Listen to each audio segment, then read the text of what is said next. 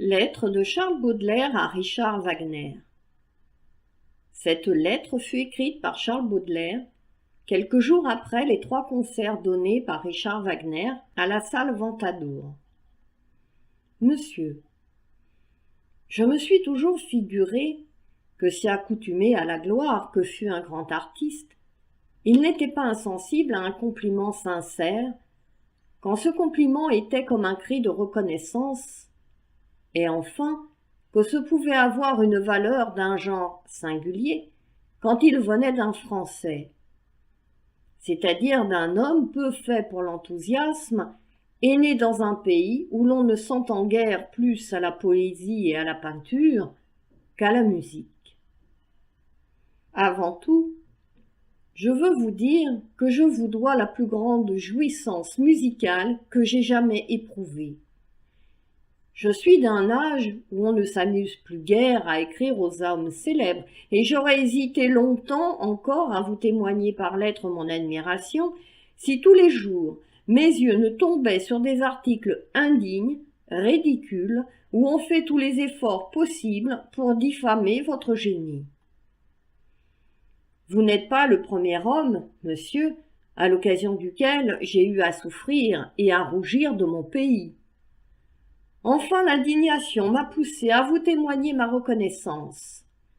Je me suis dit, je veux être distingué de tous ces imbéciles.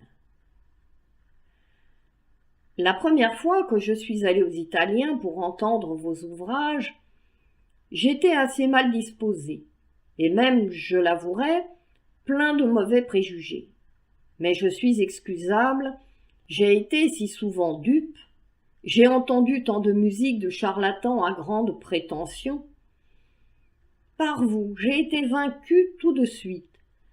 Ce que j'ai éprouvé est indescriptible, et si vous daignez ne pas rire, j'essaierai de vous le traduire. D'abord, il m'a semblé que je connaissais cette musique.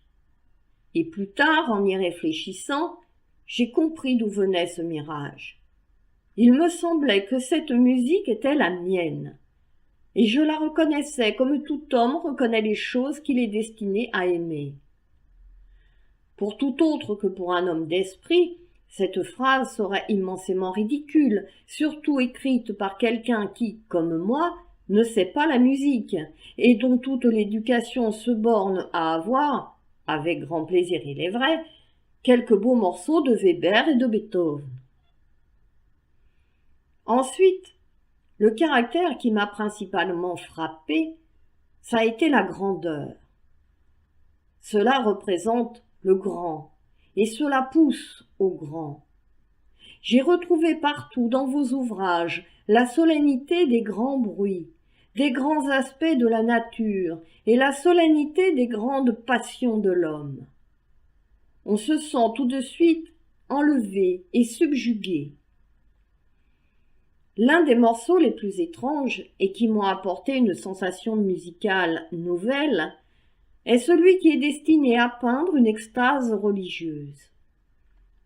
L'effet produit par l'introduction des invités et par la fête nuptiale est immense. J'ai senti toute la majesté d'une vie plus large que la nôtre. Autre chose encore. J'ai éprouvé souvent un sentiment d'une nature assez bizarre, c'est l'orgueil et la jouissance de comprendre, de me laisser pénétrer, envahir, volupté vraiment sensuelle et qui ressemble à celle de monter dans l'air ou de rouler sur la mer.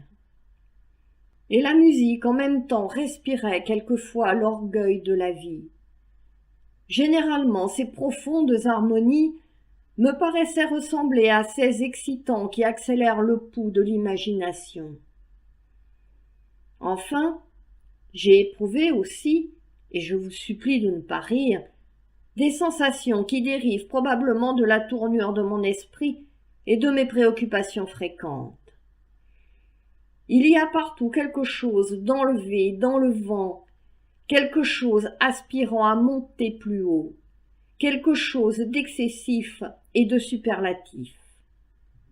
Par exemple, pour me servir de comparaison empruntée à la peinture, je suppose devant mes yeux une vaste étendue d'un rouge sombre. Si ce rouge représente la passion, je le vois arriver graduellement, par toutes les transitions de rouge et de rose à l'incandescence de la fournaise. Il semblerait difficile, impossible même, d'arriver à quelque chose de plus ardent. Et cependant, une dernière fusée vient tracer un sillon plus blanc sur le blanc qui lui sert de fond. Ce sera, si vous voulez, le cri suprême de l'âme montée à son paroxysme. J'avais commencé à écrire quelques méditations sur les morceaux de Tannhäuser et de Lohengrin que nous avons entendus, mais j'ai reconnu l'impossibilité de tout dire.